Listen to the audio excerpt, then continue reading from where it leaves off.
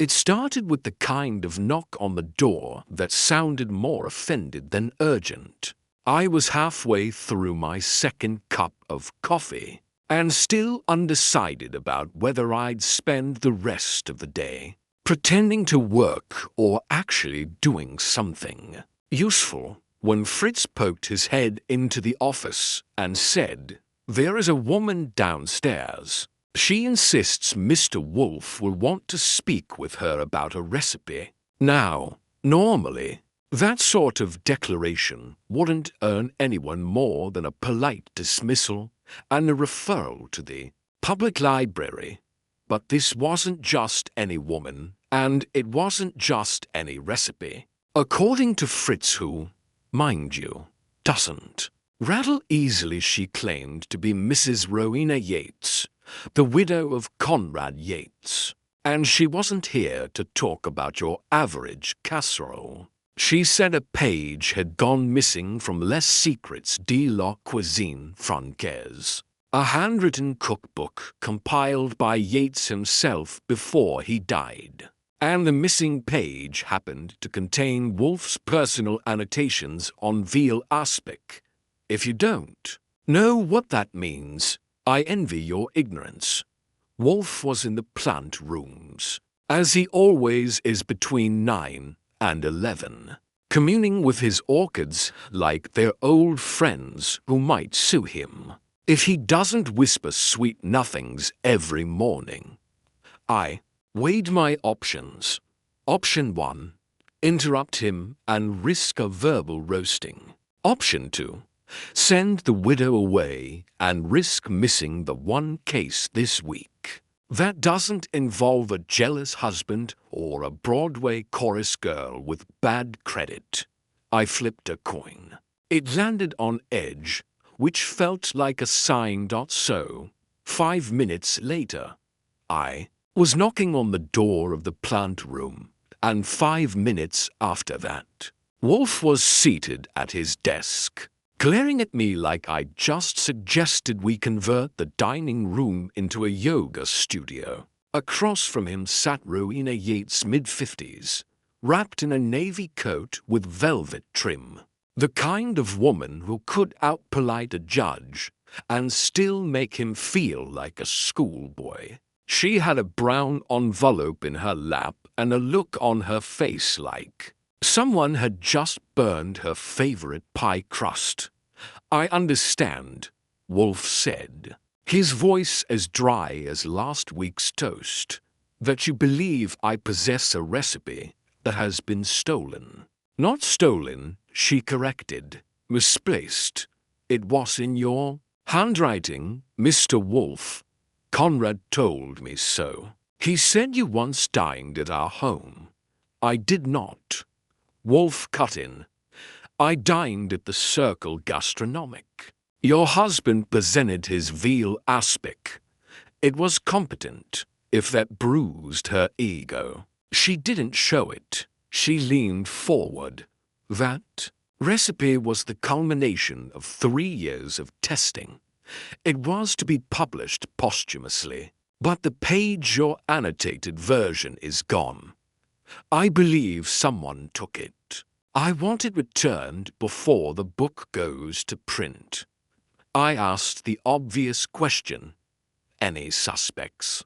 Rowena Yates turned her head slightly, just enough to let her earrings catch the light. "Only everyone who had access to the kitchen.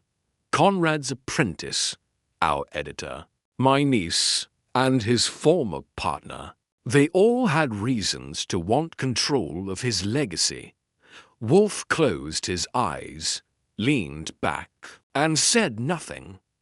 I watched his expression. There was that little twitch at the corner of his mouth, the one that tells me he's not interested but intrigued, enough to pretend otherwise. He opened one eye and asked, "You are not offering money?" "No," she replied. "I am offering insult. Whoever did this stole not for profit, but for pride. I thought that might interest you." That got him. Wolfe doesn't care about pride unless it's bruising his own but intellectual theft. That's another matter. He gestured for Fritz to bring beer, and when Fritz returned with the tray, Wolfe simply said, "Tell me the names." As she recited the list, Julian Mercer, the apprentice, Elsie Hartwell, the editor, Fiona Lake, the niece, and Carlo Benedetti. The former partner, I wrote them down, noting the sharpness in her tone when she said Fiona's name. Family tension, maybe. Maybe just poor holiday manners. Either way, we had ourselves a cast. When she left, Wolfe didn't move. He simply said, "Theft of an idea is still theft. We will find the page. You're doing this for a cookbook?" I asked. He opened his eyes again. "I am doing this because someone dared to meddle with my marginalia." Well, that was that. I had my marching orders for names, one missing page, and a recipe Wolfe hadn't thought about in a decade. I headed out the door with a pad, a pencil, and the sinking feeling that I was about to meet some very creative liars. By the time I got back from tailing down contact information and setting up a few introductions, thank you, Google, and the New York Public Library, I found the brownstone looking unusually unsettled. And by that, I mean Wolfe had asked Fritz to rearrange the dining room vase. That might sound minor to a civilian, but to those of us who live in his world, are shifted. For our arrangement ranks just below a full-blown earthquake. Wolfe never changes anything unless something's gnawing at his sense of order. And apparently, a purloined page of poultry gelatin was enough to scratch the itch. I barely stepped through the door when Fritz intercepted me with an update. "Mr. Wolfe has permitted visitors." I raised an eyebrow. "You mean suspects?" Fritz nodded, grim. "3 of them have agreed to stop by today. The 4th is difficult." That didn't surprise me. People tend to either comply with Wolfe out of curiosity, fear, or ego. If one's holding out, it usually means they've got something to hide or something to prove. Wolfe was already in the office when I entered, surrounded by what I call his circle of strategic silence. He doesn't hum, pace, or mutter like most people when they're thinking. He just sits, and you can practically hear the calculations stacking up behind those eyes. "Sit, Archie," he said. Without looking up, "Did you secure them? Julian Mercer, Fiona Lake, and Elsie Hartwell will be here in rotation. Carlo Benedetti is out of town, or so he says." Wolfe grunted. "Ha." That meant skepticism, but not yet fury. He leaned back, fingers meeting like they were conspiring. A man who distances himself from a mess he created. Typical. You're assuming guilt. I'm assuming relevance. I would not have annotated Conrad Yates's aspect if Benedetti had not been dismissed. That collaboration was fractured long before death forced permanence. Lovely sentiment, I said. So what are we hoping to see when they walk through? That door, a twitch, a misplaced thank you, a pocketful of spice crumbs. I expect to see liars. Wolfe said flatly. Their manner will betray them. The first to arrive was Julian Mercer, mid-30s, nervy, dressed like someone who wanted to look casual, but had practiced in the mirror too long. His eyes jumped from the bookshelf to the orchid on the table, and back to Wolfe's face like a pinball in a bad mood. I was Conrad's assistant, he said, almost defensively. I transcribed his notes. I prepared the plates. But I didn't steal anything. Who said you did? I asked. Wolfe didn't speak at first. He stared. That's Wolfe's method, use silence like a scalpel. Mercer started filling it. Look, it was a mess after he died. Fiona didn't want the book finished at all. Said it was intrusive. Elsie insisted. I was caught in the middle. You had access to the kitchen, of course, to his personal files. Mercer hesitated. Not well. Only when he asked. I wouldn't go snooping. That wouldn't sounded more like didn't get caught. Wolfe raised a brow. That will be all for now. Next came Fiona Lake, blonde, mid-20s, wearing grief like it was last season's coat still present, but faded and inconvenient. She had that rehearsed calm some people use in polite society, the kind that makes you think they could watch you drown and offer you a towel. Conrad was my uncle, she said, but I wasn't involved in the book. I didn't want to be. You objected to publication. Wolfe asked. I objected to Elsie's version of it. She wanted to rewrite him. Did you ever see a draft? Only in pieces. Julian showed me some pages. I never saw anything with Mr. Wolfe's name. You were in the kitchen often. She smiled. I was raised in it. That was interesting. Wolfe noted it with a tilt of his head, but didn't comment. He dismissed her with a nod, and Fritz escorted her out. Finally, we had Elsie Hartwell, grey-haired, spying like a ruler, and the kind of presence that made you feel like you'd skipped your homework. She didn't sit, she perched. I was Conrad's editor for over 12 years, she said. And the page that's missing is criminal. A crime against food, against integrity. That's why I came. I blinked. You're saying you didn't take it and you're glad it's gone? I'm saying someone removed a sacred element of his voice, whether out of vanity or to sabotage the book.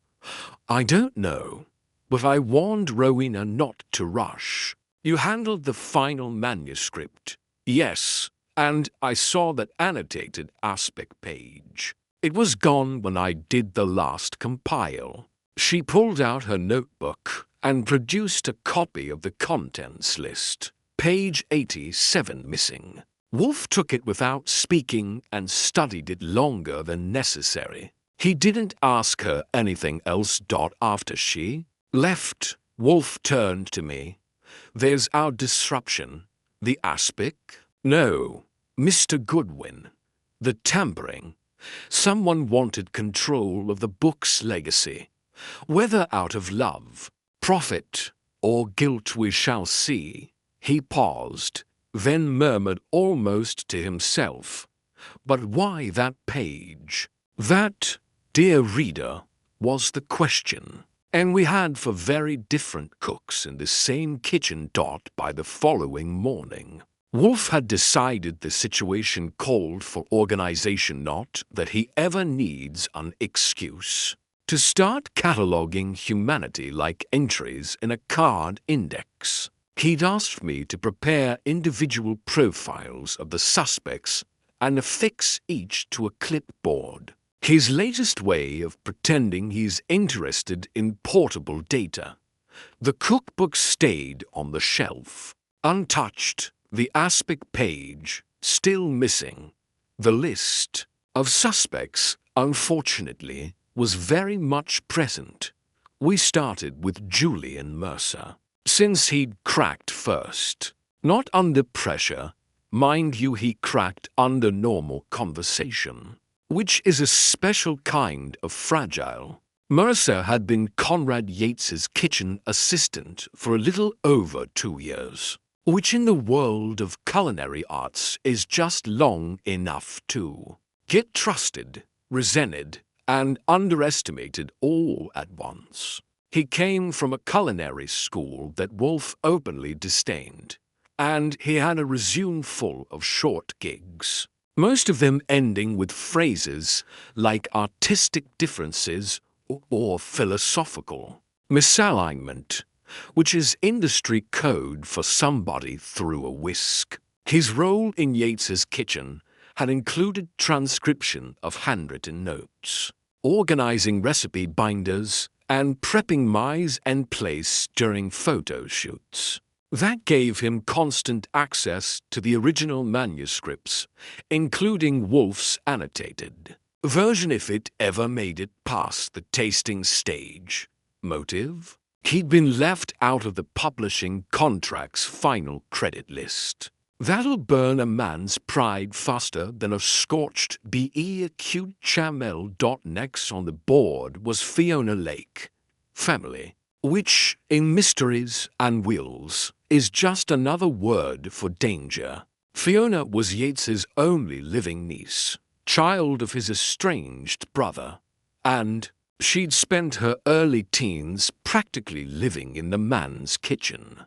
According to Fritz, who'd seen her once at a culinary event 5 years ago, she had inherited Yates's precision, but not his patience. She'd trained as a chef but quit in her second year, citing burnout. When her uncle passed, she reappeared just long enough to attend the funeral and argue about what belonged in the cookbook. She had no financial stake in the book's sales, but she voiced strong opinions about what should be included, especially when it came to recipes she considered family sacred. If one of those recipes happened to be the veal aspic, well, there's your motive.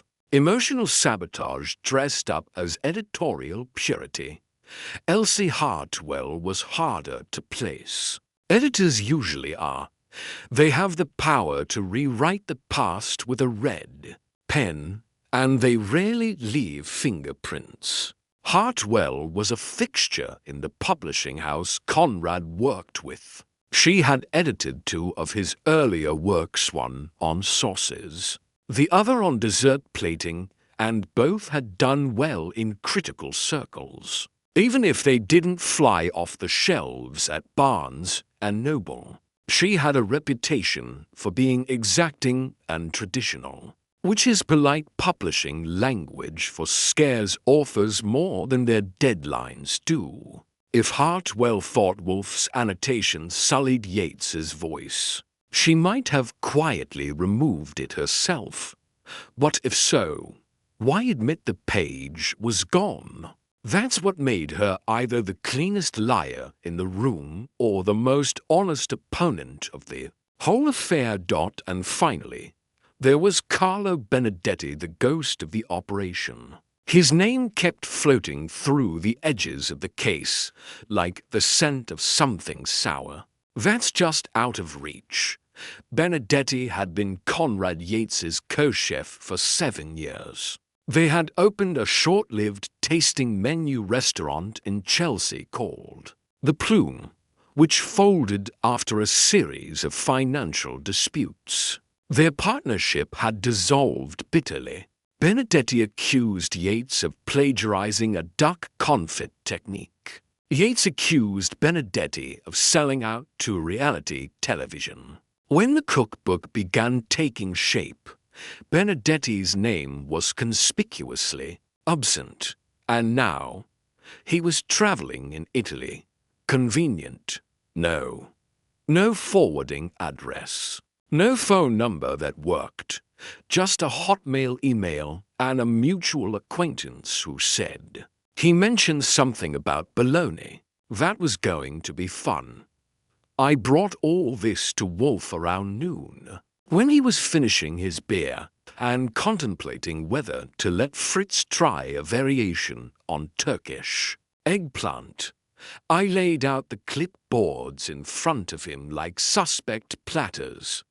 He didn't touch them, just stared. Then he said, "We need verification. Actual proof that the page existed. That it was in my hand.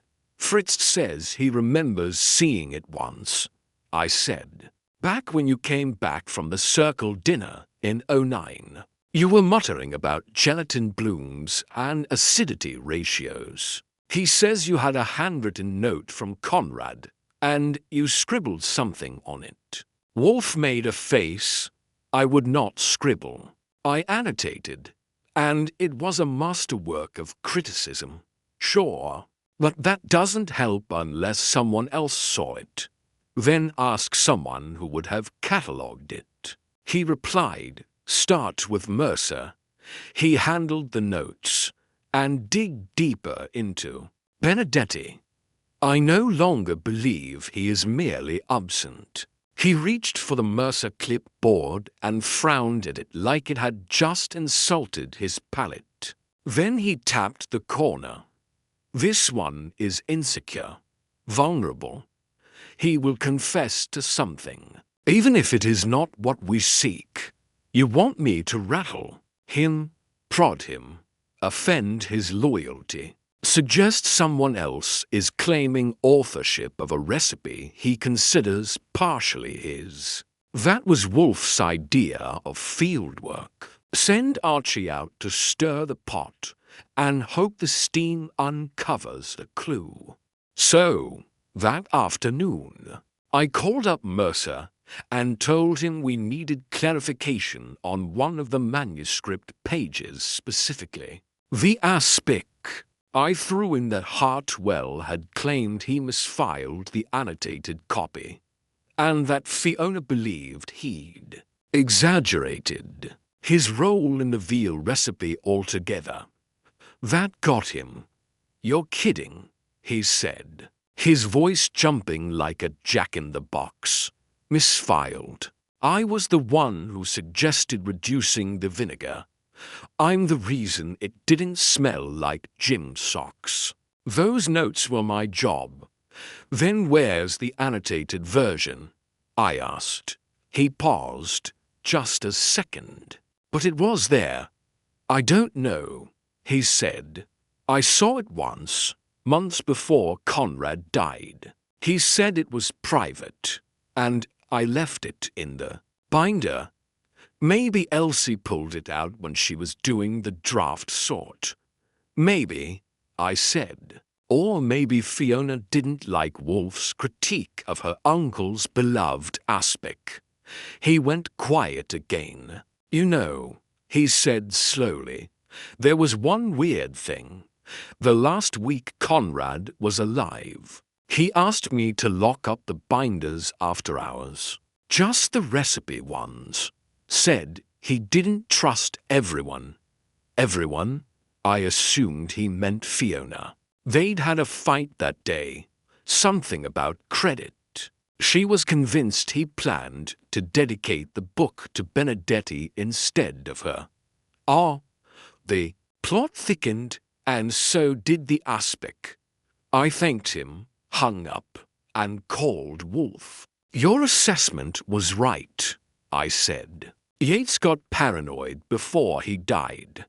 He was worried someone would steal or alter the contents. Fiona had argued with him about credit and dedications." Wolfe made a sound like a man settling into a deeper layer of thought. "Then we must assume the page's disappearance was not an accident. So, what's the play? Bait?" I smiled. That meant Wolfe was going to stir things without ever standing up. He added, "Inform Miss Hartwell that I will be submitting my own version of the aspic recipe to the publisher for inclusion as a footnote to Yates's original. Claim it is a moral obligation, then observe who protests first." And just like that, the trap was set. Wolfe had nudged the board, and now we waited to see which piece would topple. When Wolfe uses the word bait, he doesn't mean we toss something into the river and wait for a tug. He means a psychological snare that relies entirely on the vanity, guilt, or arrogance of the other party to spring it. So when he told me to inform Elsie Hartwell that he would be submitting his own version of the aspic recipe for publication, I knew exactly what kind of ruckus he was aiming to start. And sure enough, it didn't take long. I called Hartwell mid-morning. She picked up after 2 rings. Crisp and all business. "I'm passing along a message from Mr. Wolfe," I said. "He believes the integrity of Conrad Yates's aspic recipe has been compromised in the current manuscript draft. He intends to submit his annotated version as an official correction." Silence. Then, "That is completely irregular."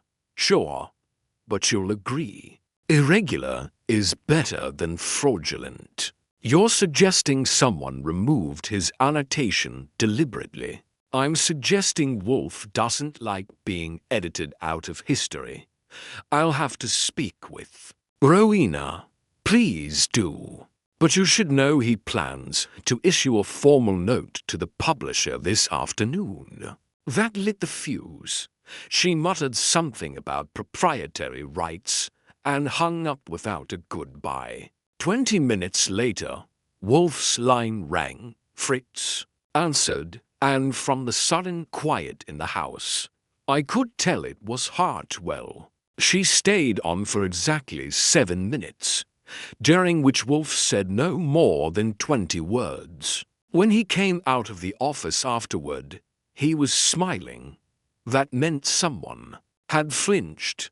"She insists the annotated version never existed," he told me. "She claims Yates would never have allowed a second opinion on that aspect, and that if my copy existed, it was an informal side note, not meant for publication." "She's lying?" "She is maneuvering," Wolfe said, "which is close enough." I headed out again, this time to track down Fiona Lake for a follow-up conversation under the guise of clarification. She agreed to meet me at a coffee shop in Soho, and when I got there, she was already seated by the window, stirring her cappuccino like it had wronged her in a past life. "Still investigating gelatin?" she asked, not looking up. "We're at the stage where everyone has a motive, so yes, and I'm on that list, your family." "That's motive by default," she snorted. Uncle Conrad would have found that amusing. He said the only reason to write a cookbook was to settle old grudges. "Did you know about Wolfe's annotated version of the aspic?" She looked at me, deadpan. "Is this the part where I gasp and say I never touched it?" "Only if you want to be predictable. I never saw the annotation. I knew he'd submitted a critique years ago. Conrad hated it, but he kept it because, in his words, the devil's palate has its uses. That was you people. High praise, but no, I didn't steal anything. Why would I? I didn't even want the book published. Because of what it contained. Because of who it would credit," she said. "You think this is about a recipe? It's about legacy. Benedetti had more influence on that aspect than anyone else. But if his name shows up in the book, the food press will start asking why they fell out. It opens up history that Conrad wanted buried. Then why not remove Benedetti's name and leave the recipe intact?" She leaned in. "Because you can't separate them. Every dish in that book has fingerprints. You remove one person's notes, it tips the scale, makes the rest look dishonest. That's why I fought Rowena and Elsie, not because I wanted credit. because I wanted honesty. That didn't line up with what Mercer said about the dedication argument. Either one of them was lying, or both were telling slightly warped versions of the truth. That's the trouble with grief. Everyone thinks they own the person who's gone, and they fight like heirs over scraps of memory. As I left the cafe, my phone buzzed. It was Saul Panzer. I'd asked him to poke around on Benedetti, see if he was really off sipping wine in Bologna, or if that was a cover story. Saul doesn't waste syllables. Carlo Benedetti's not in Italy. He's in Brooklyn, staying with his sister under a fake name, working in the kitchen of a place called Roccabella's. Well, I said. Guess Bologna has a subway now. I've got his shift schedule. Want me to corner him? No, I said. Wolfe will want to invite him. Back at the brownstone, I reported in. Wolfe listened, tapping a pencil against his lips, when I told him Fiona's line about not being after credit. He gave me a short phooey. She wanted to control the narrative, he said.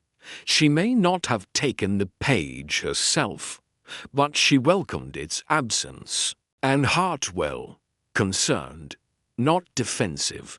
She suspects, but she does not know. That leaves Benedetti. Wolfe dictated a formal invitation for Benedetti to visit the brownstone, written in Wolfe's usual blend of pomp and venom. I hand-delivered it to Roccabella's kitchen during Benedetti's break. He looked thinner than his photos, sharper, too, like someone who had learned to move quietly in the corners of the room. I assume you're Archie Goodwin, he said.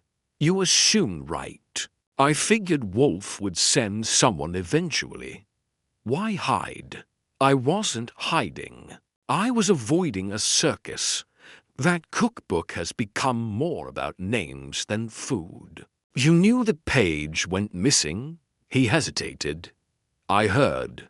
People talk. They think I took it to get revenge. Did you? He smiled, faint.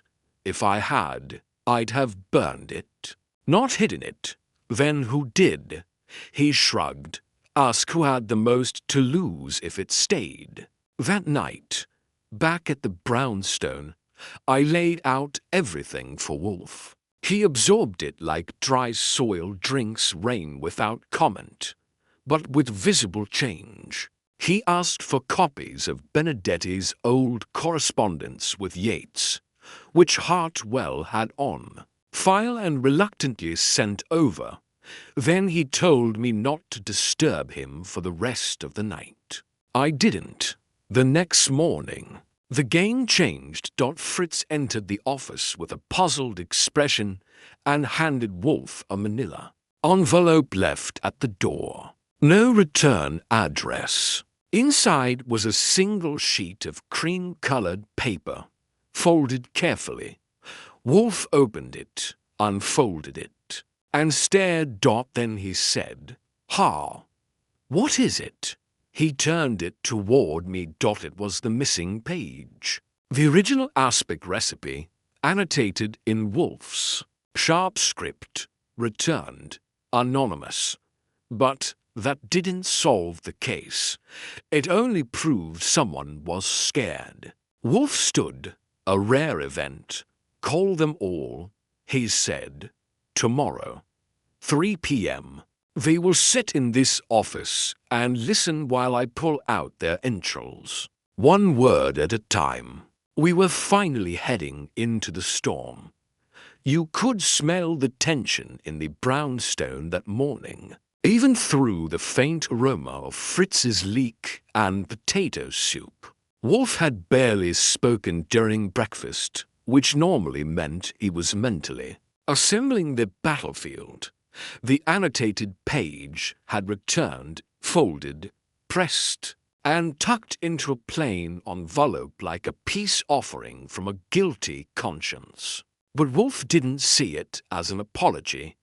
He saw it as a shift in power. Someone had blinked and Wolfe intended to find out who, and why at exactly 3 o'clock. The drawing room filled, for suspects, for different faces worn for the occasion. Julian Mercer showed up first, hair combed to neatly and jacket slightly too large, like he'd borrowed it from someone who got hired more often. He kept twitching at the sleeves as though he expected ink stains to appear and betray him. Fiona Lake arrived second, dressed down in a grey turtleneck and minimalist makeup that screamed I'm casual because I'm innocent. She didn't. She paced, stared out the window, ignored Mercer like he was a ghost. Then came Elsie Hartwell, prompt as an alibi, clutching her handbag like it contained state secrets and wearing a necklace that probably had a lecture hidden in every bead. And last, Carlo Benedetti, cool, unreadable, sitting at the edge of the couch like it might collapse under the weight of unresolved tension. I stood by the globe bar. Wolfe, behind his desk, looked as immovable as the Empire State Building. When he finally spoke, his voice came out clean and crisp, like ice breaking on a still pond. The annotated recipe has been returned. That got them.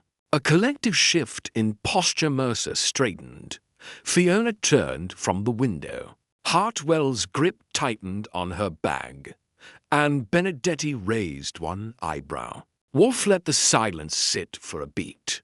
No note, no apology, but someone placed it at my doorstep, suggesting they feared where this inquiry was heading. Mr. Goodwin. I stepped forward with a photocopy of the page, handing one to each of them. As you can see, this is the original page. Wolfe's annotation is there in the margin. Nothing added, nothing erased, just borrowed. Fiona spoke first, then. It's over. No, Wolfe said. Now it begins.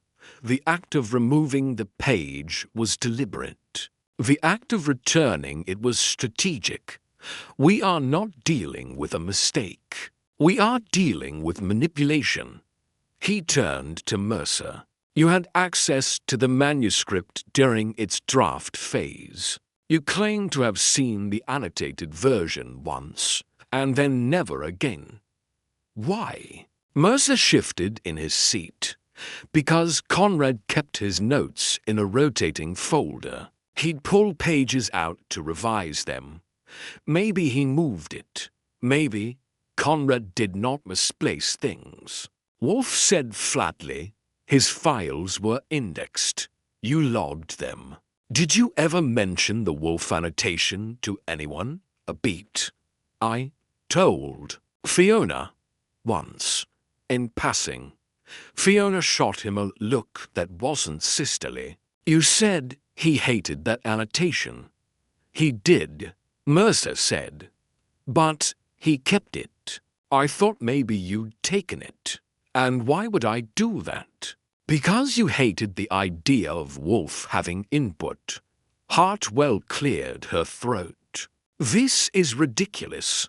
Wolfe turned his head slowly toward her. Is it? Conrad was. Proud, egotistical.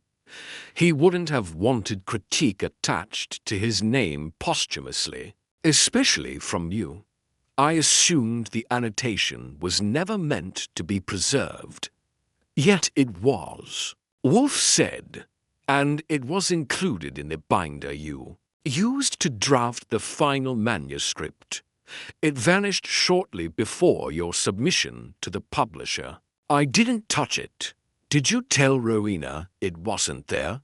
Hartwell paused. No. I assumed it had been removed by family. Convenient, I muttered. Wolfe gave me a glance but didn't stop. Miss Lake, he said, you claim to care about preserving your uncle's legacy. I do. Then why fight its publication?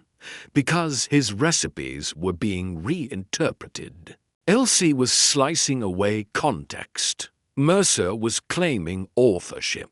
The whole thing was turning into a caricature. Wolfe leaned forward slightly. Did you remove the page to restore control? No, she said.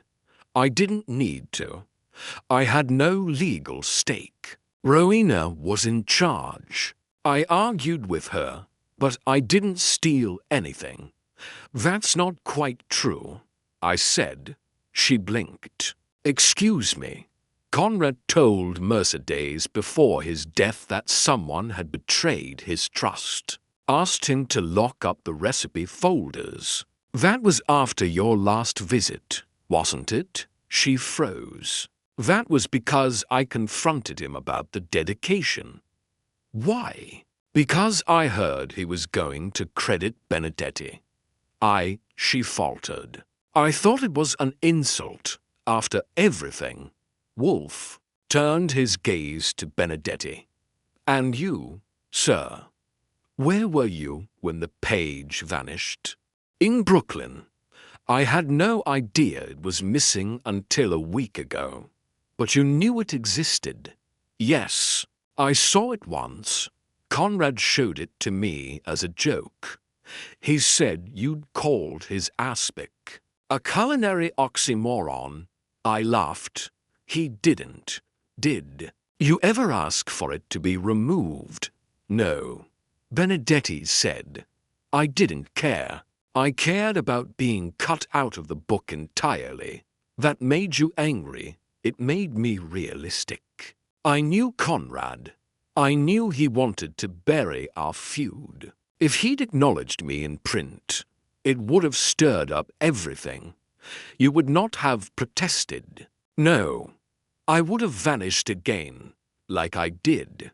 But I wouldn't have stolen anything. Wolfe leaned back in his chair. Mr. Goodwin. I nodded and stepped forward. We reviewed the delivery envelope. No fingerprints, of course. But Fritz noticed something. A faint indentation on the flap. Pressure from a ring. Oval-shaped. Worn on the index finger. Narrow band. Probably a garnet. All heads turned toward Hartwell. She didn't deny it. She simply closed her eyes. I didn't steal it, she said softly. I preserved it. I found the annotation on Conrad's desk the day after his funeral. Rowena was gathering things too quickly. There was no reverence. It felt like a marketing push, not a tribute. So you took it, Wolfe said, to protect it. Yes, I intended to return it.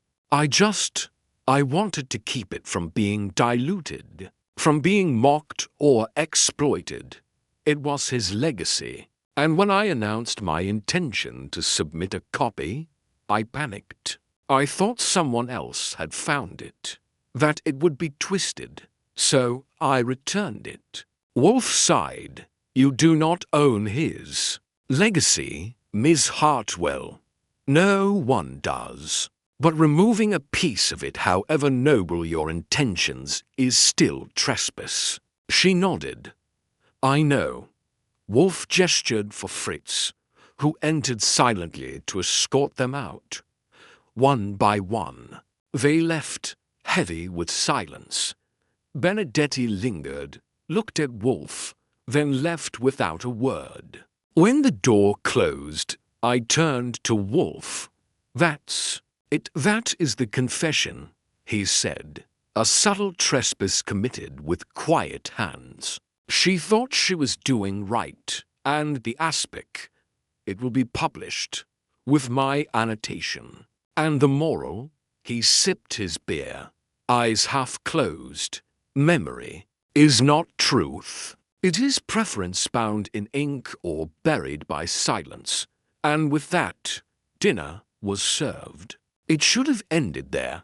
The page returned, the confession made, the aspic recipe reinstated. Even Wolfe, never eager to extend a case past dessert, had begun letting his focus drift back toward Fritz's spring truffle schedule.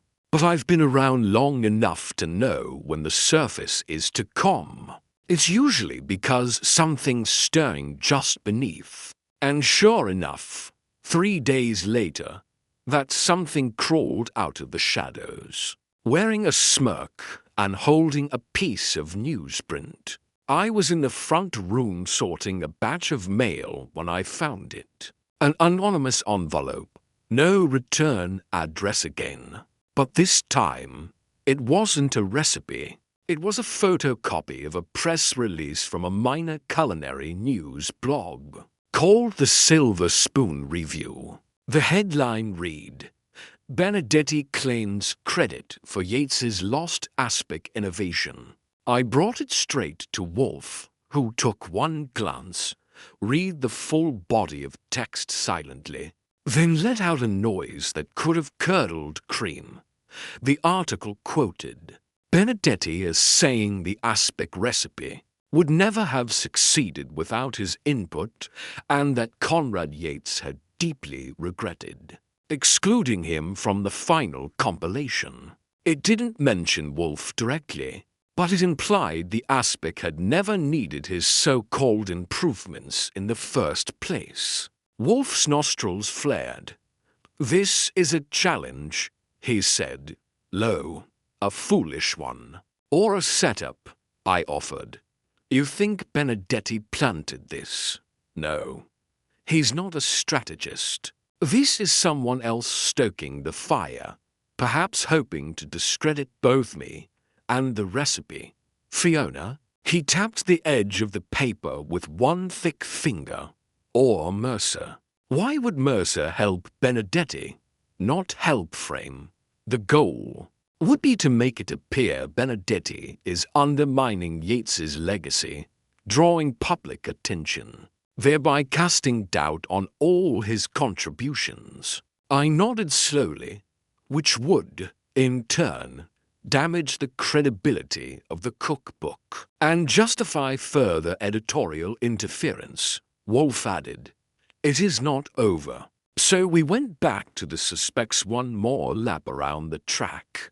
I started with Fiona, who agreed to meet again, this time at the Museum of Modern Art, which was her idea. She said she thought better when surrounded by beautiful, difficult things. I wasn't about to debate her on aesthetics, so I met her by the cafe near the sculpture garden. I read the article. She said before I'd even ordered coffee. "Carlo didn't write that. I know him. He doesn't talk to bloggers. Someone wants it to look like he did. Rowena's been quiet lately," she said. "That worries me."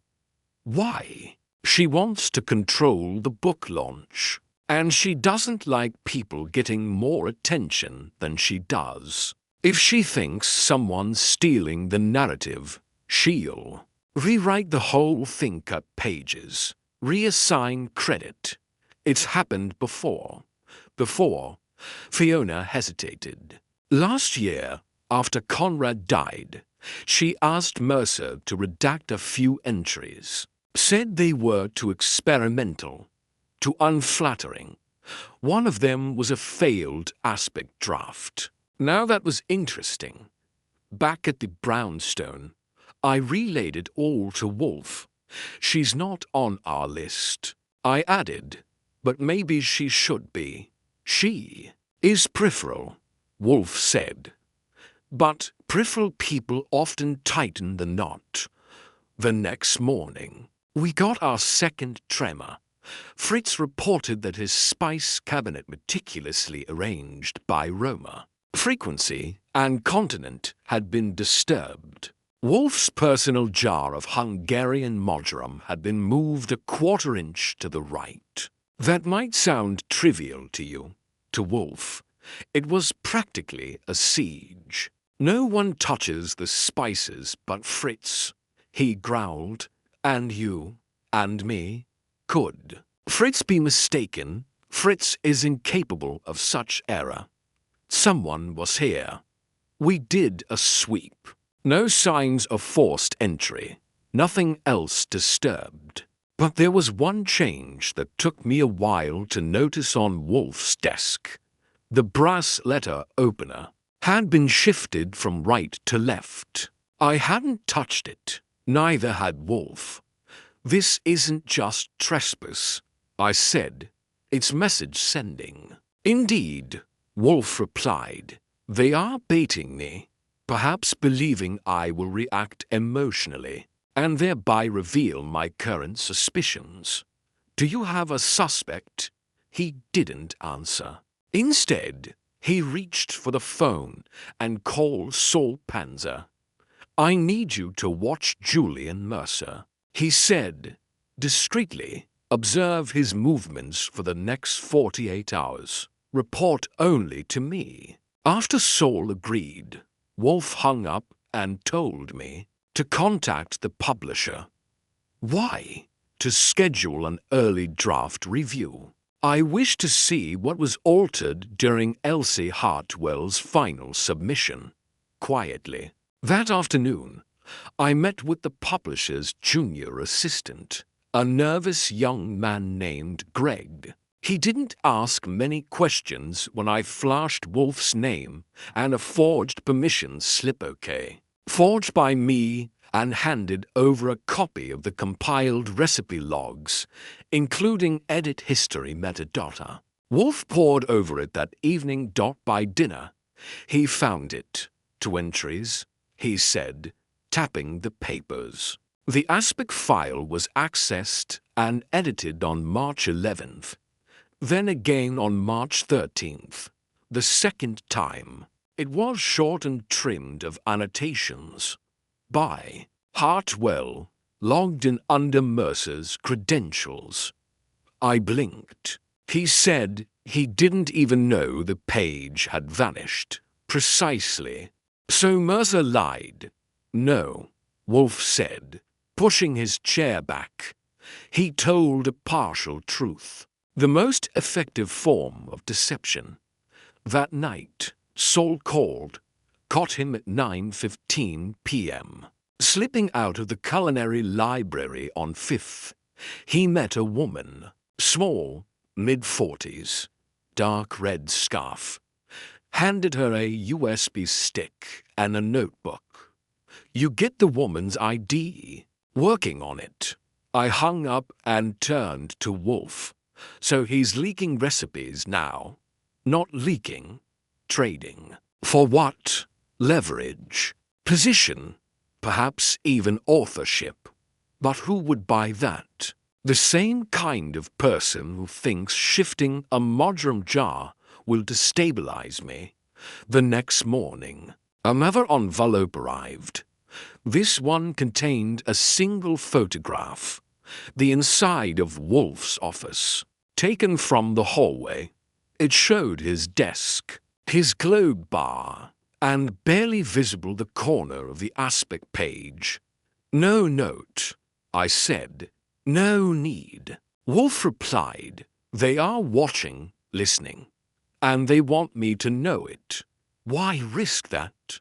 To force a mistake, to apply pressure. He stood up. They believe they are closing in. I folded the photo and handed it back to him. They should know by now, I said. That's when you're at your most dangerous. He smiled. Call them, he said. Tomorrow, we summon them again. Wolfe didn't sleep that night.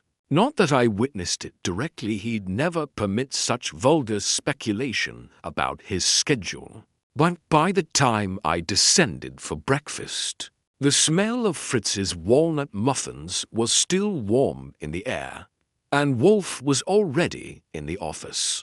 Fully dressed, seated at his desk and sipping beer like it was sacramental. On his blotter sat 2 neat stacks of paper. One contained the original aspic recipe, the other a printout of the recent Silver Spoon review article. The photo of his office tucked just beneath it like a final insult. He didn't say good morning. Wolfe never does unless it serves a rhetorical purpose. They've grown overconfident, he muttered. It's a delicate moment, because they believe they've rattled you. Yes, and they have mildly, which is unacceptable. Now I must rattle back. I waited, watching him tap a finger against the blotter, with a rhythm that probably mapped out a chess match in his head. Today, we apply pressure, he said, not by accusation, but by implication, subtle, visible shifts in power. I want Mercer unsteady, Fiona offended, Hartwell unsure, and Benedetti resigned. Do I serve drinks or carry a lance? You'll deliver my message, one-on-one. So it began. Wolfe's strategy, like his palette, was layered. First, a private summons to each suspect staggered throughout the day, each under the guise of urgent clarification. They would come expecting Wolfe's famous verbal sledgehammer. Instead, they got me. Julian Mercer was first. I met him at a tea shop near Union Square, where he was nervously sipping chamomile like a man expecting to be served a subpoena. I don't have much time, he said, looking around. Is this about the article?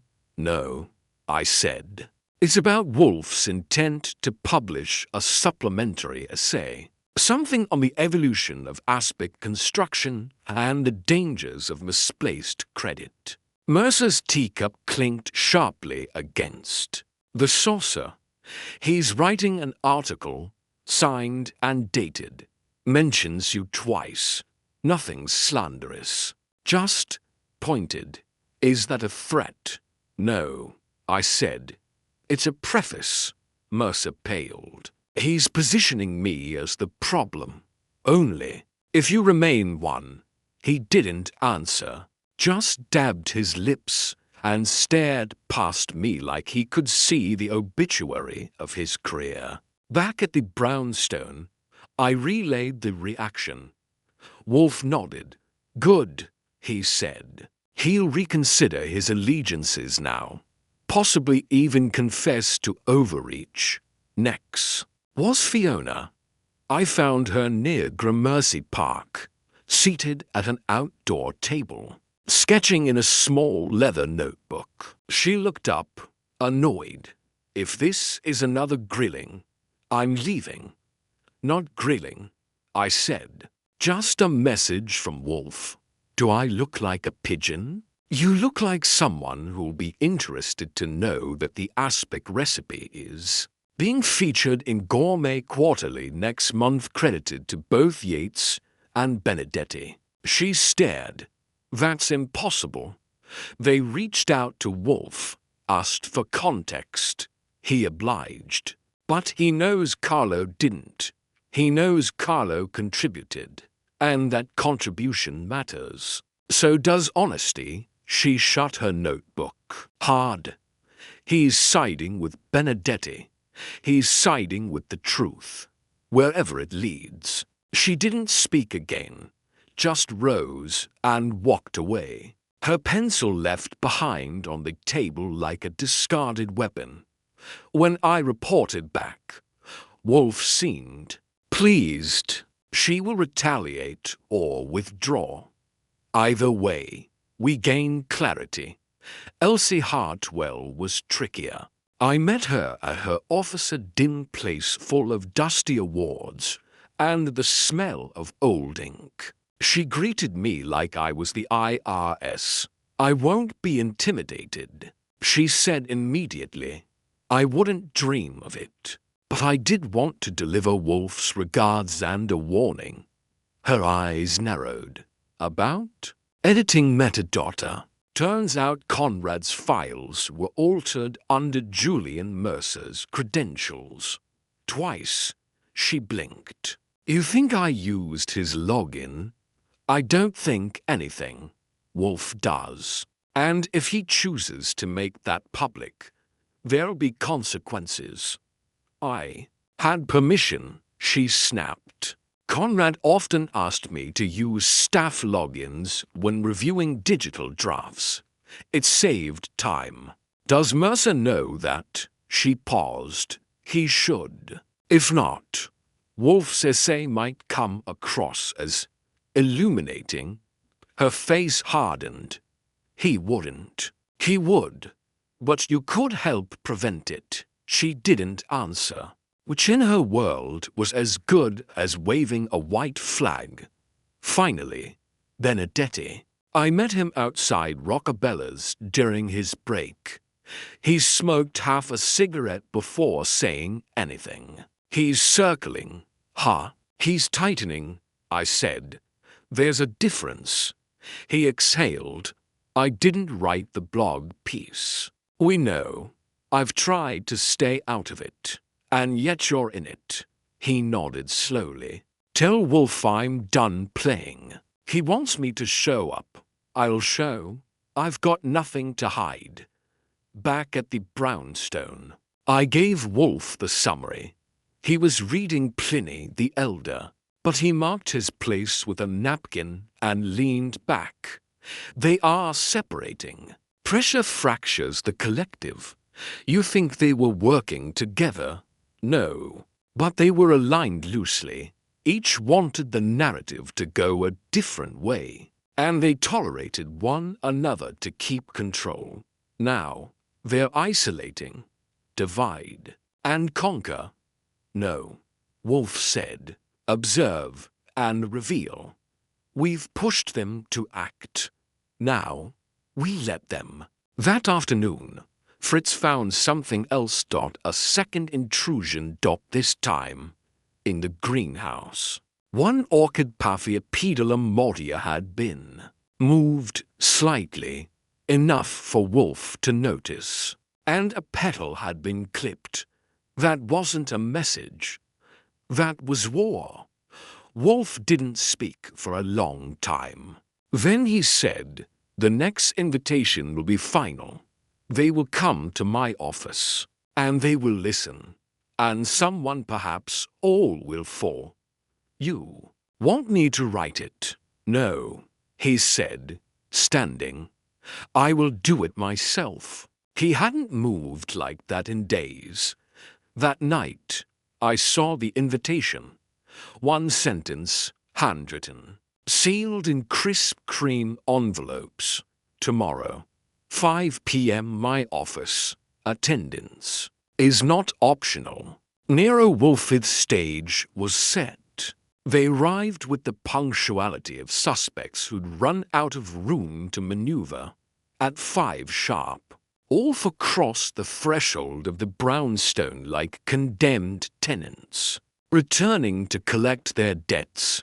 Fritz led. Then one by one into the office Julian Mercer, pale and damp, Fiona Lake, guarded and coiled, Elsie Hartwell, tight-lipped and brittle, and Carlo Benedetti, stoic, as if daring the heir to accuse him outright. I took my usual post by the globe. The atmosphere was dense, less like a meeting, more like the moment before the verdict in a courtroom drama. But there was no jury here, just Wolfe, seated behind his desk like a boulder carved by old anger and colder reason, and his words, which he deployed like scalpels.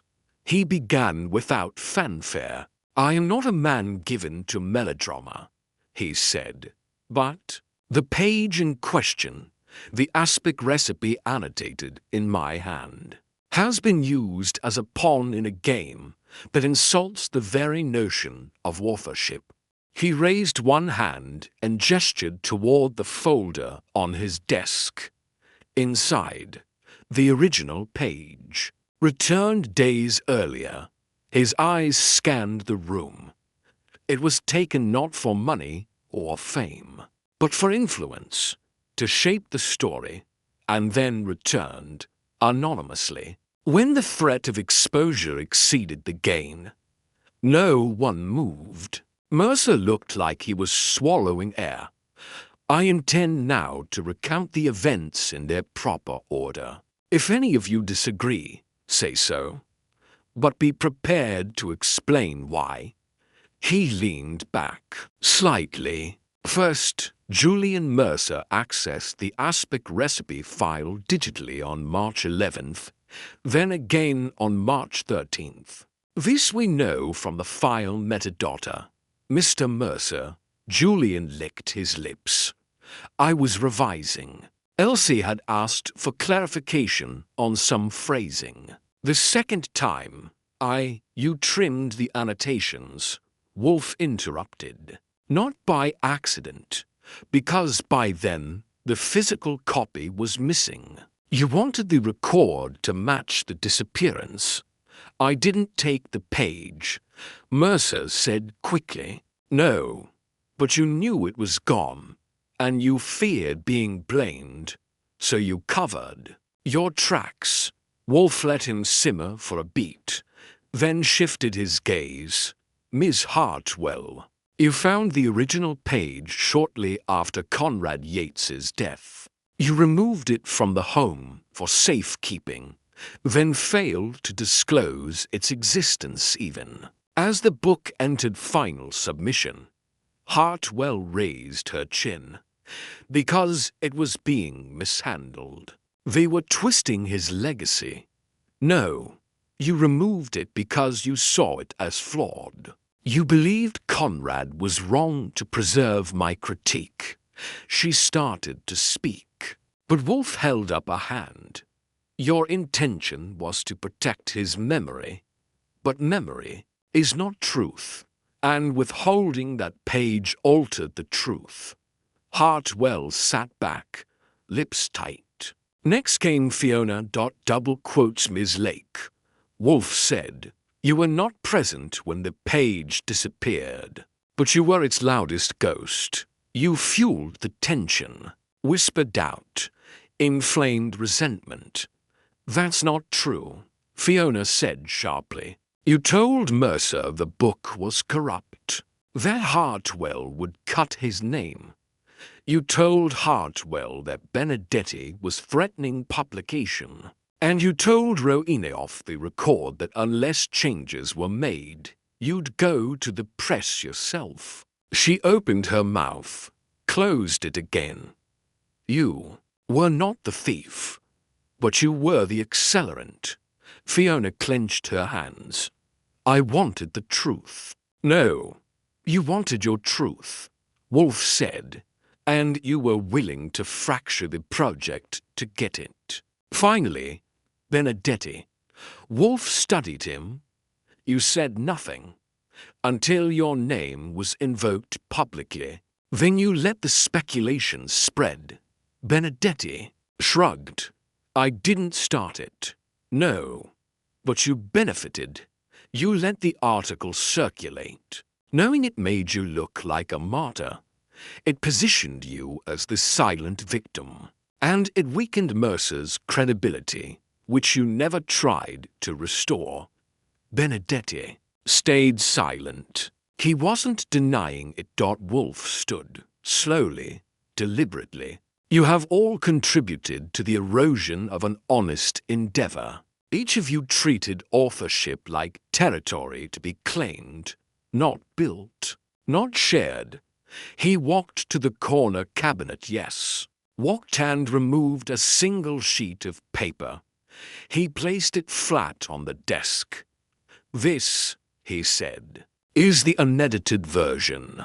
It will be published alongside an account of these events, names omitted, but with clear moral commentary. If any of you objects, you may do so now, but understand this. The account will be accurate and permanent. The room was so quiet. I could hear the ticking of Wolfe's old brass clock. No one objected. He turned to Mercer. "You will issue a statement retracting your claim of sole contribution." Mercer nodded, barely. "To you, Miss Hartwell. The publisher will receive the original edit log, and a suggestion that you not be entrusted with any future legacy projects unless supervised." Hartwell sat back, spine straight, but said nothing. Wolfe turned to Fiona. "You will refrain from public commentary on the recipe, or the book, or your uncle's legacy. You are entitled to memory, but not revision." Fiona said nothing. Her face was unreadable. And finally, Benedetti. "You will be listed as co-developer of the aspic recipe," Wolfe said, in a footnote. Brief, factual. Benedetti smiled slightly. "Fair enough." Wolfe sat again. "That concludes our gathering. Mr. Goodwin will see you out." And just like that, it was over. They filed out one by one, quiet, shaken, subdued. They came looking to win. They left knowing they'd been read like open cookbooks and footnoted accordingly. When the door closed behind the last one, I turned to Wolfe. That was less of a reveal and more of a reckoning. "Good," he said. "Think they'll behave? No, but they'll remember, and that is often enough." Fritz entered with beer. Wolfe accepted it without a word, sipped, and leaned back. One petal snipped from an orchid. He muttered, and from that, the whole structure unfolded. "Not bad," I said, "for a man who doesn't move." He gave me a side glance. "Movement is overrated. Leverage, Mr. Goodwin, is the true art." I grinned. "So, what's next?" He closed his eyes. "Dinner." The house had grown still, the kind of still that only follows a storm. Wolfe's office, which had hosted the intellectual equivalent of a bare-knuckle brawl just an hour earlier, was now peaceful, almost falsely so. The chairs sat empty. The folder containing the original annotated aspect page had been returned to Wolfe's safe, and even Fritz's kitchen sounded more reserved, like the air itself was catching its breath. But Wolfe wasn't done. He sat with his fingertips together, his eyes closed, not in rest, but in the deep processing that meant something had just clicked. I didn't interrupt. I knew better, so I waited near the window, watching the last of the late afternoon light slide off the stained glass panels onto the parquet floor. Then Wolfe spoke. "It was never about the aspic," he said quietly. I raised an eyebrow. "You sure?" A lot of people seemed mighty invested in gelatin. He opened his eyes. "Because it was a symbol. Symbols matter, Mr. Goodwin, especially when legacies are in play." "Okay," I said, pulling up a chair. "Lay it out." He shifted his weight slightly, just enough to lean back with ceremony. The page was removed by Hartwell, this much she confessed. But her motive, while sincere, was incomplete. It was not only to protect Yeats's legacy, it was also to conceal the presence of Wolfe's critique from someone specific. Benedetti? No. Rowena Yeats. That caught me. Rowena, I said. She wasn't even at the office gathering. She didn't need to be. Her influence had already shaped the conflict. Consider, she inherited control of the estate, the publishing rights, the posthumous image of Yeats. She had the power to determine what went in and what stayed out, and she had a reputation to protect. You think she pushed Hartwell to remove the page? No, Wolfe said. Worse, she manipulated all of them, Fiona, Hartwell, even Mercer, by feeding them fragments of the same story. He stood and walked to the file cabinet, extracting a copy of Rowena's original cookbook preface, a draft Wolfe had requested days earlier and reviewed silently. He handed it to me. Read the dedication. I read aloud. To the ones who knew Conrad best and protected his truth. R.Y. Wolfe said, "That's not a tribute. It's a warning." I stared at him. You think she's the puppet master? She orchestrated the chaos. Yes, she didn't steal the page. She didn't need to.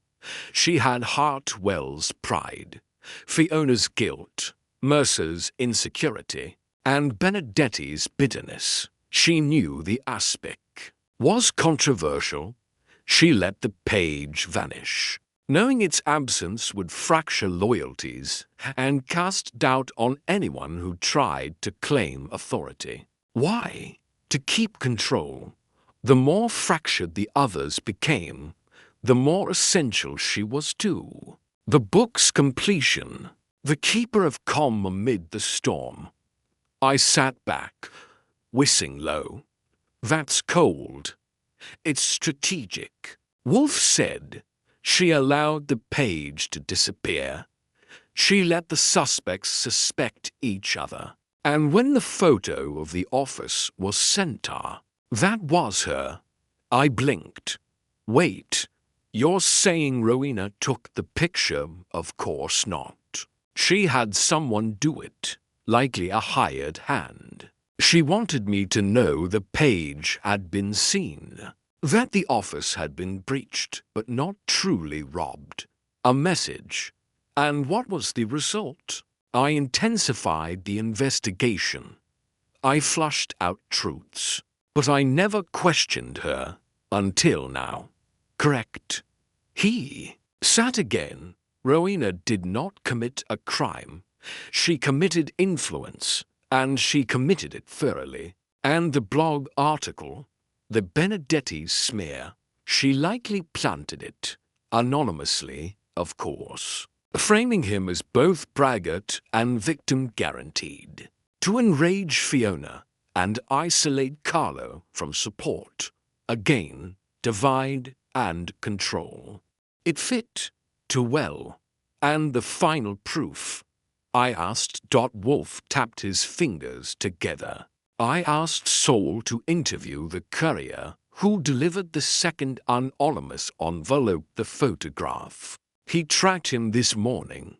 A man in a red ball cap, paid in cash. The instructions came from a woman, no name, but she had a velvet-lined wallet with gold initials.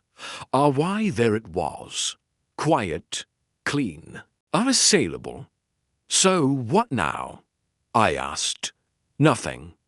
Nothing, she wins, Wolfe said calmly. But, quietly, the book goes to print. The aspect page is restored. The footnote is added. Hartwell, Mercer, Fiona, they remain bruised, but intact. And Rowena, she gets what she wanted from the beginning, to be remembered as the steward of Yeats's legacy, untouched by scandal. And we let her, we do, Wolfe said, because her methods, though manipulative, preserved the book. Her interventions, however, self-serving, kept it from crumbling entirely. Sometimes justice is not punishment. Sometimes it is knowing. I nodded slowly. You're letting her walk because she played the long game? She played it well, Wolfe said. And more importantly, she played it within the bounds of human folly, not law. There was a knock on the door. Fritz, dinner, sir. Wolfe rose. In the end, he said, "What matters most is that the aspect remains." I laughed. That's what this was always about. Her. No, he said. But it's what they'll remember. And with that, he exited toward the dining room. I lingered behind, looking at the folder, the letters, the photo, the quietly restored truth of it all.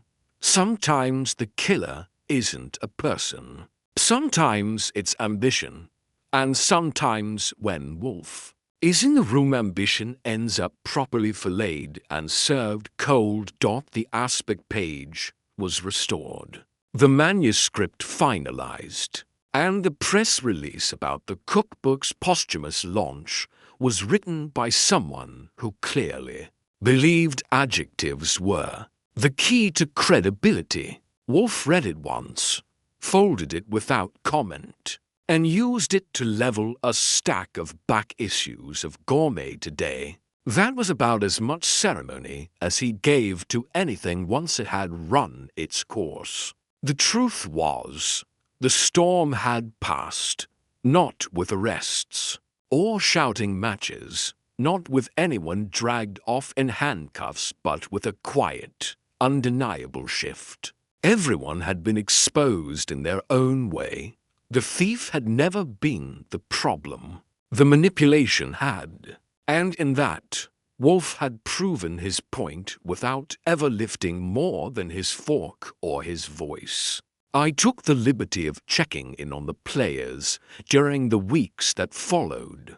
Julian Mercer retracted his public claims to authorship in a brief letter, printed in the back of the book, couched in the language of humility, but clearly written under duress. He took a new job teaching culinary history at a small college upstate, which I'm sure gave him more opportunities to cite Yeats than he deserved, but at least he was off the field. Elsie Hartwell returned to editing, though not for any projects involving posthumous publications. Last I heard, she was working on a revised edition of Vegetables of Tuscany, safer, less political, and with no family members to question her line edits. Fiona Lake disappeared from the scene entirely. No statements, no blog posts, no rebuttals. Rowena, according to Saul, had brokered a private agreement that gave Fiona a portion of the book's royalties, on the condition that she stay publicly silent for a minimum of 2 years. It was a clean, cold deal, one that sounded suspiciously like the sort of arrangement Wolfe had predicted all along. Carlo Benedetti went back to Roccabella's, then 2 months later, took a sous chef position at a small restaurant in New Haven. He never publicly commented on the aspect page, though a quote attributed to him showed up in a magazine profile. Some dishes aren't meant to be fought over. They're meant to be finished and forgotten. He hadn't forgotten, of course, but he'd moved on, which, sometimes, is harder. As for Rowena Yates, she got what she wanted. The book launched to modest acclaim. Reviews described it as elegant, historically rich, and carefully curated. The aspect recipe was included, along with Wolfe's annotation, labeled simply, "A contribution by N.W." No debate, no clarification, just a silent stamp of authority. Wolfe didn't attend the launch party. Of course, he sent a brief note declining the invitation, citing a long-standing engagement with Trout. That wasn't true, but it was close enough to his level of culinary commitment that no one questioned it. Rowena sent him a signed copy of the finished book. He accepted it, shelved it, and never opened it again. He did, however, have Fritz recreate the aspect, not the original, Not Yeats's version, but Wolfe's annotated variant. Slightly less gelatin, a sharper vinegar finish, a layer of shaved truffle instead of decorative carrots. It was precise, dignified, and in his words, unburdened by legacy. I ate a portion, then tried to lie about enjoying it. He saw through it, of course. I don't expect you to appreciate balance, Archie, he said. Your palate is melodramatic. Thanks, I said. So is my paycheck. Life at the brownstone resumed its rhythm. The orchids bloomed. The chairs stayed in their place. The spice cabinet went untouched. Wolfe remained planted, growing deeper into his leather chair like a vine trained to one shape and no other. A few weeks after the final gathering, I found him rereading Conrad Yeats's Saucers and Their Sins. He didn't say anything when I walked in, but he did gesture to the passage he was reading. It was a quote from Yeats himself. Recipes are never stolen. They are remembered imperfectly, repeated badly, and eventually made one's own. I grinned. That sounds like something you'd hate. It is, Wolfe said. But it is also true. I took that as my cue to sit. The case hadn't been flashy. No murders, no blackmail, no chases across rooftops. But it had left behind a more complicated trail, one of pride, grief, control, and the subtle way people rewrite history, not with lies, but with choices. Did it end the way you expected? I asked him. No, he said, but it ended as it should. Then, after a pause, he added, truth is rarely whole, but it can still be accurate. Outside, the city rattled along. Inside, the world of Nero Wolfe had returned to quiet order. No sirens, no headlines, just the sound of cutlery being prepared for dinner, the scent of saffron rising from Fritz's pots, and the soft rustle of a page turning a different kind of justice, being served as only Wolfe could plate it. As I turned off the lights in the office, I glanced one last time at the file still sitting on his desk. The label read, ASPIC Final, and I knew case closed. The brownstone had regained its natural rhythm. Orchids bloomed on schedule. Beer arrived at Wolfe's desk at precisely 11:04. And no one, not a niece, not an editor, not a former partner, had entered the house in over a week. That, for Wolfe, meant the universe had corrected itself.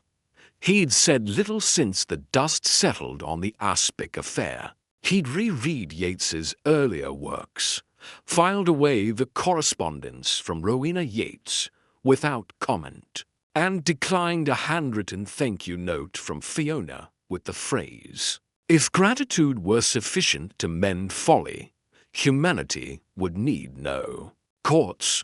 The matter had closed, but like all things with Wolfe, closure didn't mean indifference.